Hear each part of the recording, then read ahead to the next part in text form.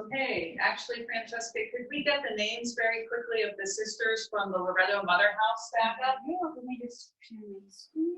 That would be great. Thank you much. So, as many of you know, this gathering today is being co-sponsored by the Loretto community and the Grail, and the Sisters of Charity, the Blessed Virgin Mary of Dubuque, Iowa, several of whom have still come in. Thank you for the gathering in New York, and luckily they were all able to get a tour of the UN yesterday while that was still a possibility. So this afternoon, I want to lift up the fact that the Loretto community, since its inception in 1812, has had a tradition of involvement in advancing the rights of women and girls, whether that be through education, whether that be through activism, many, many different ways that this has happened. We were to have hosted a delegation of more than 40 people here at the UN this week, 21 of those being girls from various high schools where we still have connections in St. Louis, Denver, and El Paso, Texas. I'm grateful and proud to say that during the times of activism and action throughout the world, Loretto has been there. At the first Women's World Conference in Mexico City, Sister Ginny Williams was there. She attended that in 1975. In Copenhagen in 1980, Nancy Finneran, who was one of our former United Nations representatives, Nancy was there at the second gathering. At the third gathering in Nairobi, Kenya in 1985, Sisters Maureen McCormick and Marianne Coyle, two of our former community presidents, were both there. And then in 1995, in Beijing, Sisters Maureen McCormick, Marian McEvoy, and Mary Peter Bruce were all there. And Sister Maureen McCormick, who was president at the time, also did a workshop. So right now, we're going to head down to our Loretto Mother House in Loretto, Kentucky, and hear from Sister Mary Peter Bruce and Sister Maureen McCormick. So I don't think we'll get Sister Marian McBoy today, but hopefully we'll get the other two. And if we could work our Zoom magic, we're going to turn it over to Mary Peter and Maureen for a few moments. Thank you. Supposed to talk? You. Oh, louder. Do you want me to tell you how we prepared? We first prepared. I was in the Denver, Colorado area. And the United States was separated into about 3 or 4 areas. We held events to invite people. Then there was the whole Americas were together, and we had a meeting in Argentina. And finally, we had the whole world event, so as to prepare for the meeting in China. And so afterwards, we all went to China to, and the most important thing for me was to get a feeling for the whole world, to be able to talk with an African woman who told me how she had a hard time loving her son because she had been raped and he was the result of that rape. A woman from, we had several women from Bolivia, and we kind of got together and worked a lot together, especially in the Spanish-speaking meetings. It was a very wonderful experience. I don't know what it is. I could tell you other things, but maybe Maureen can tell you her story. Well, are you ready for mine, Beth? Yes, we're all ready. They're all ready. Okay, well, you know, I had attended 3 of the 4 UN meetings. So I had attended that first one too that Beth mentioned. And so because there were all kinds of workshops that were presented at these meetings, we would choose from among all this whole selection, which ones we wanted to go to, these concurrent workshops. And so after a couple of years, I thought, well, I could volunteer to do one. I could do a workshop. So by the last one that I attended, I decided to do this one, where women, I talked about women around the world sharing their images of God, their emerging spiritualities, and where they experience the sacred and the obstacles which interfere with the flowering of their spirits. And so I'll just share a few of the things. During this international roundtable, this Isabel Asensio from El Salvador and Victoria Martinez from Chile spoke of the God of their childhood as someone who was in a very comfortable place watching people struggle in a place where life had no value. And Pauline Muchina, a member of the Kenya's Kikuyu tribe, said she experiences God as a holy presence which knows no limits and no color, which includes everyone and embraces the universe. Isabel's God became one who empowers her, energizes her, and sends her forth to work for justice. God, the God she has discovered, reveals more of God's self to her as she celebrates with other women in ritual and conversation. Victoria spoke of God as sacred energy, as deep mystery. She said, we are each part of the sacred web of life. When part of the web is damaged, we are damaged also. And many women had moved beyond concepts of God handed to them through their tradition. Some women incorporated the best of their traditions into their current religious experiences. Others struggled for years to correct distortions which had crept into their heritage. Almost all of them brought the fresh fragrance of women's newly awakened spirit to their enlarged image of God. During the workshop that I did, well, let me say first about so many of the voices of people. A woman from Hong Kong said that the term God was problematic in her culture because of the ways Western religion was imposed on her people. A woman from the Philippines said that women there have problems with the image of a father God because so many children are victims of incest. In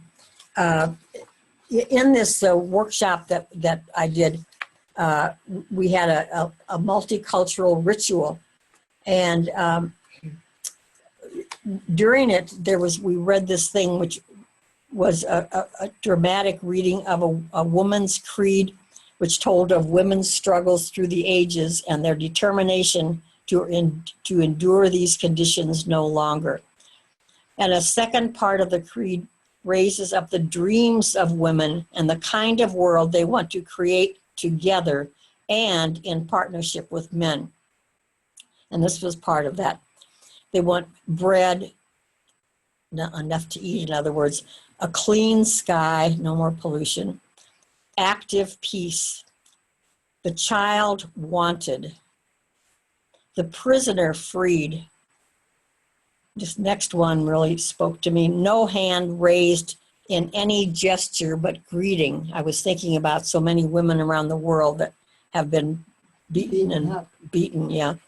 So no hand raised in any gesture but greeting. Isn't that a lovely thing to think about?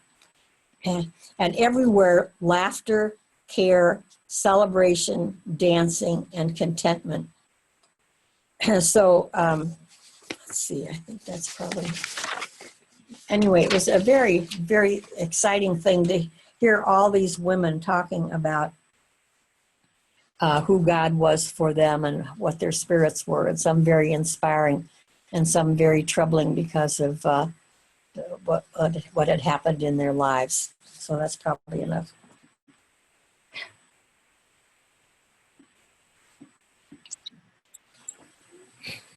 Hey, I'm at the UN. Yeah. This is awesome. That's good. So, I'm sorry you didn't hear any of that before. Is we are introducing Sister Rosemary Meyer from Chicago, Illinois, who was also at Beijing 25 years ago. And Sister Rosemary is going to briefly share a few of her reflections on what she took away from the opportunity in Beijing 25 years ago. We'll turn it over to you now, Rosemary. Okay, thank you very much for giving me the opportunity to recall some of the energy spaces from Beijing and to share those with you today. In order to keep this rather brief, I'm just going to talk about 4 different events. We'll start with the opening ceremony, which was a fabulous combination of music and talks and dance, and all done in the Chinese way, which was perfection. Every move was coordinated with every other move. And that was very energizing. But what I really want to spend time with is what happened at the end of that ceremony. We were all getting up to leave, and I felt someone tapping me on my shoulder. So I turned around to see who was sitting behind me. And it was a woman from Japan. And she bowed to me, which is their cultural way of greeting people. And so I bowed back to her also. But what made this so touching for me was that here I am from the United States, the country that had used nuclear bombs in her country, Japan, in 2 cities, Hiroshima and Nagasaki. And I have been a part of protests in this country against the use of those bombs. And here is this woman who took the opportunity to greet someone from the country which had bombed her country. So I was very touched by that and realized that it's important that no matter what the issues might be, we are women and we can support one another. Then another event, or a combination of events that was very energizing for me, was as we walked around the area where all these workshops and talks were being held, there were a lot of women who were just sitting on the grass, and each woman had brought with her baskets or weavings or other cultural artifacts that had been made by the women in her country. And she had brought them with her to sell at this event. And they were just everywhere. So they added a lot of color and excitement and cultural understanding by just being there, sitting there on the ground with what they had brought with them. So that was also very exciting. And the joy that these women exuded really was catching to all of us who were there at the event. And we were so grateful that they added so much just by their very presence of being there to sell the items. Then another example of some cross-cultural excitement was the fact that some of us were not able to stay where the event was being held because they did not have enough rooms. There were so many thousands who chose to come to this event. And it was the largest gathering of women at any of their of the United Nations events. So some of us stayed in hotels in Beijing, which was only about 20 minutes away or so. And there were buses that picked us up early in the morning and took us to the event. And then they came by in the late evening and picked us up and took us back to Beijing. So being there all day long and doing a lot of walking and experiencing all these wonderful women, sometimes we got very tired by the time we got back to the tent where we were waiting for the buses.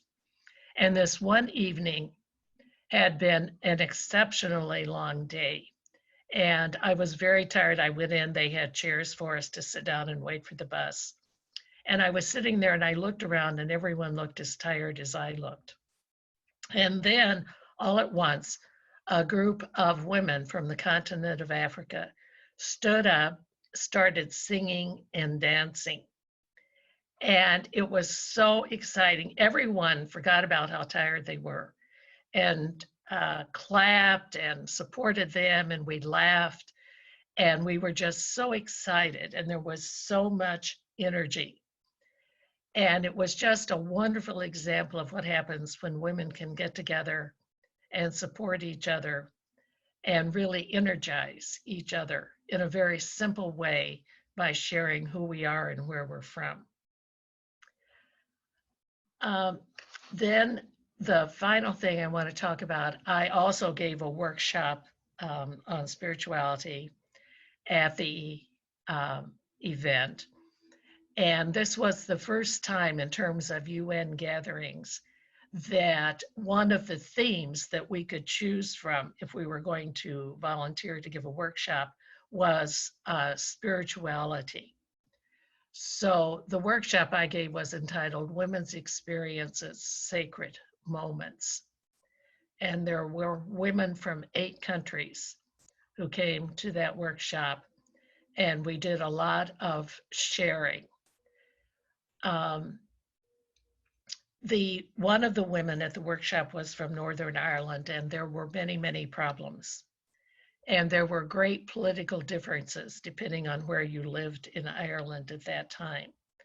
And so she came up to me after the workshop and said that she was going to take the model that I had created back to Northern Ireland and use it with the women that she met with regularly in order for them helpfully to see that we have a lot in common, even though we might have very, very strong political differences. So I was really deeply touched by that and wish in one sense that I had her name and address, but we never exchanged those. So I hope that when she used the workshop model, that was helpful for the women. Many of my ancestors came from Ireland to the United States at the time of the Great Hunger in Ireland. So that had special meaning for me as well, that this was going to be happening in Ireland. So as you can see, I'm still excited about the workshop that was 25 years ago. And I appreciate the opportunity to share some of those experiences with you. Thank you. Thank you so much, Sister Rosemary. We deeply, deeply appreciate your time and your sharing. And thank you again to Sisters Maureen and Mary Peter. I would like to open it up for questions. I'll open it up first here at our home base in the Bronx. Does anyone have any questions for any of the sisters who just shared about their experience in Beijing?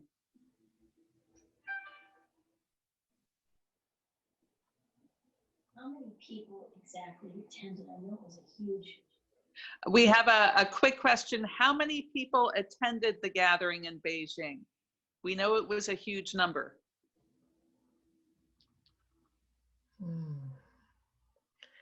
I don't remember exactly. Something like 50,000 comes, but I'm not sure. I know there was 17,000 of the non-governmental organizations, I do believe. Francesca? I have a question. Yes, please. You can Come jump on in. in, your mic.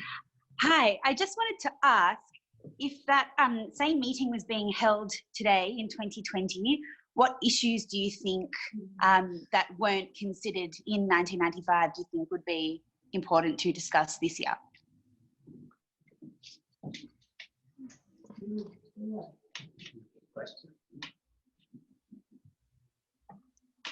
And Rosemary or Mary Peter or Maureen, whoever wants to answer that, please just raise your hand visually so Francesca can see you and unmute you. Thank you.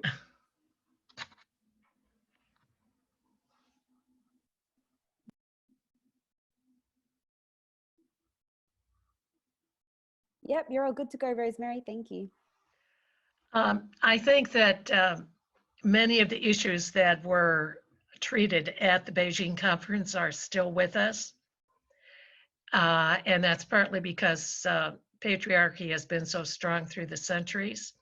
I did read the paper on gender, actually inequities as well as some equities, that was given for the International Women's Day by the, I forget his name, Gutierrez, maybe, I believe. And what I really appreciated that paper because it was a worldview of what is happening regarding women today. And I was very interested in the fact that many of those issues that he's talking about in that were ones that were topics for workshops. But progress has been made. So I don't want to sound like I don't think we do anything in the meantime. I think great progress has been made. We just haven't gotten to 100% yet of equity. And so I think what was encouraging for me was that we can say things now that we weren't able to say 25 years ago about the reality of life today. And we have wonderful groups that we didn't have 25 years ago. We have just in this country alone, think of the changes that have happened in the last few months when women were strong enough to stand up and say, I was sexually abused. So we have, I think, great thanks that we need to give to various groups that have been important enough in these women's lives that they've been strong enough to become public about what maybe happened to them years ago. And I think the strength that we give to each other is much stronger now than it was back then, that we understand we're a part of an international, global society. And we women are strong people, and if we're working together globally, we're going to have change faster than we ever had it before. Thank you. Thank you very much, Sister Rosemary. Deeply appreciate it. And that question is a perfect segue to our students at Narings Hall High School in St. Louis, Missouri. I'm going to turn it over to you all to, first of all, ask any questions you might have of the sisters, and feel free to begin to think ahead, because the next thing we're going to go to is we're going to turn to you for your thoughts and opinions about the things that have happened since Beijing that are topics of conversation for both our country and the world. So we're going to turn it over to St. Louis, Missouri.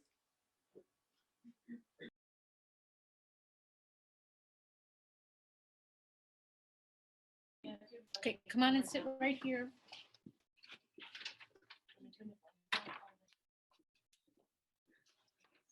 Hi, I'm Sadie. Well, I had a couple of questions.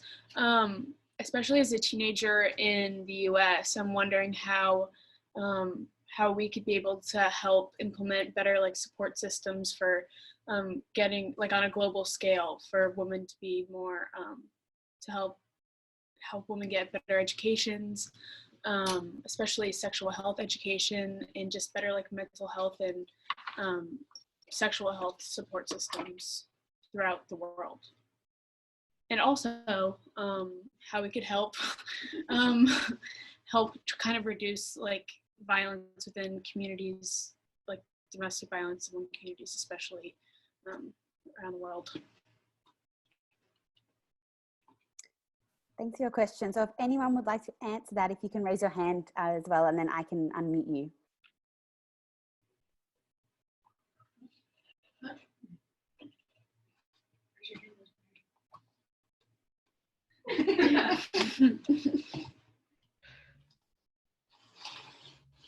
Thanks, Rosemary. All good to go. I hate to be the only one answering questions here, but I think depending on the situation, the local situation that you are in, there are ways that we can help to change systems. And one of the ways, and I've been working on this in the state of Illinois, is that when we're talking about domestic violence, mental health issues, sexuality issues, that we need support systems. And those support systems don't just drop out of the sky. They require money to have prepared staff to be there when people come for help, so that people can go out who are trained, for example, in areas of domestic violence, that they can go to schools and give talks, that we can have like an open door policy where anyone is able to walk in and not have to be noticed particularly. But all of that takes money. And so at the state level and also at the federal level, at the state level, though, I think it's easier to do advocacy and make sure that in the budget for the state, there is enough money, and there is hardly ever enough, but we have to keep pushing for enough money to have as many domestic violence counselors and shelters as are necessary for the state. The same goes for homelessness, because we know that many times women in particular are victims of violence if they are homeless. So we need more shelters. All of the services that we need should be available to us, and in ways that are confidential enough that we feel okay about sharing, and with people who are trained enough that we know that we are talking to someone who understands the situation and has professional background to be of assistance.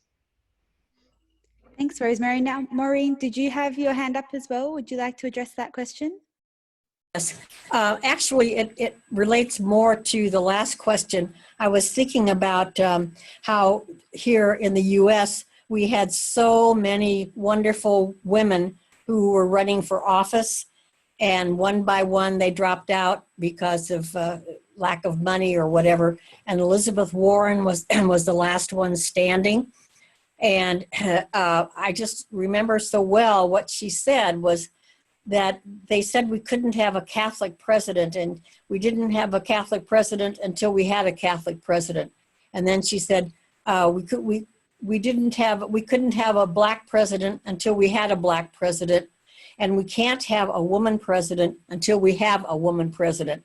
And so we need to keep moving forward on that. So I just thought, you know, she had the best plan of anybody, and now we have two, as one of them said, two old men standing who are the ones.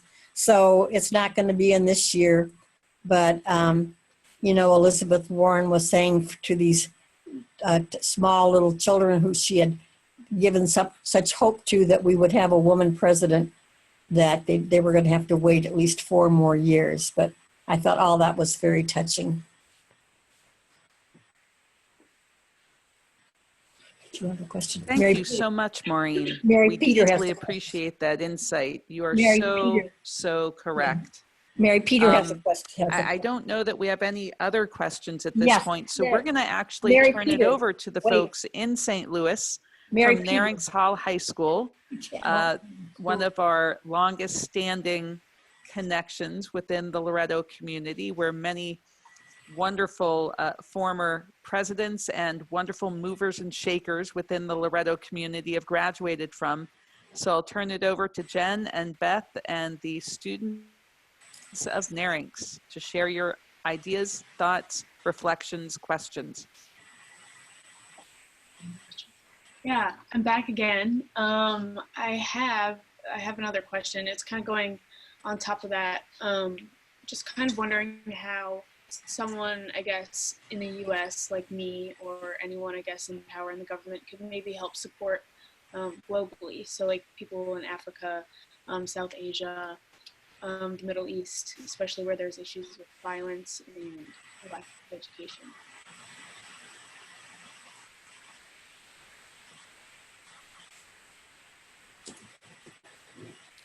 I'd like to say just one thing. This is Mary Peter.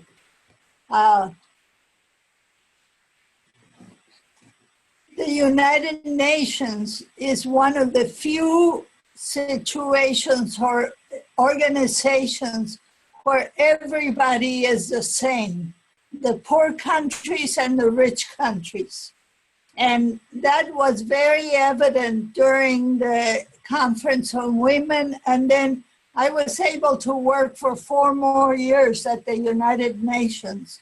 And it was women, for, like on the potato, the year of the potato, and it, no, the United Nations year of the potato. Juana Yana, one of our women from Bolivia, came to give a talk at the United Nations, invited by the United Nations, because Bolivia is one of the countries that produced and really developed most of the potatoes. And there were other occasions when people from the small countries, from African countries, from Asian countries, were able to participate just on the same level as the United States and Russia and England and those countries. So I hope that we can continue to be faithful as the United Nations has been faithful for many more years. Thank you. Thanks so much for the question. Can you all hear me okay? Give me a thumbs up if you can. Excellent. So another way that you all can stay involved, I know you're disappointed that you are not able to come to United Nations headquarters here in New York City, but what you can continue to do, each and every one of you, and get all of the girls at that high school to do, is to continue to learn about the United Nations itself. Whether you're able to come here or until you're able to come here physically or not, study the different ways the United Nations works, because in this country, it's not something that is yet part of your curriculum.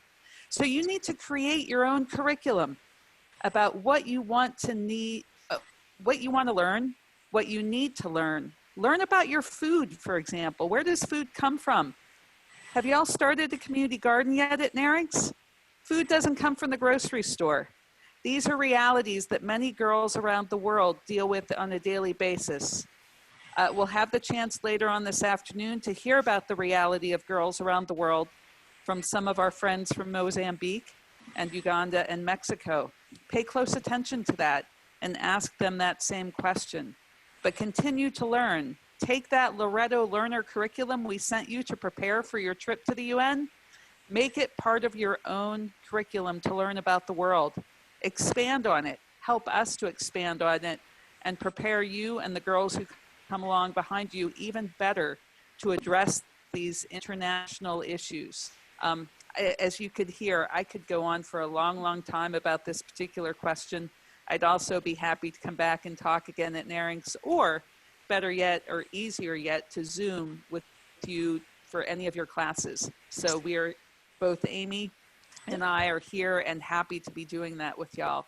Do you have any more questions, or are we ready to move to hear from those of you at Narings who have prepared yourself and are ready to talk about some of your realities and the things you think that were not included during Beijing Platform for Action that should be? I think I'm good on the questions front. We're asking around. Do you want to turn to those questions, those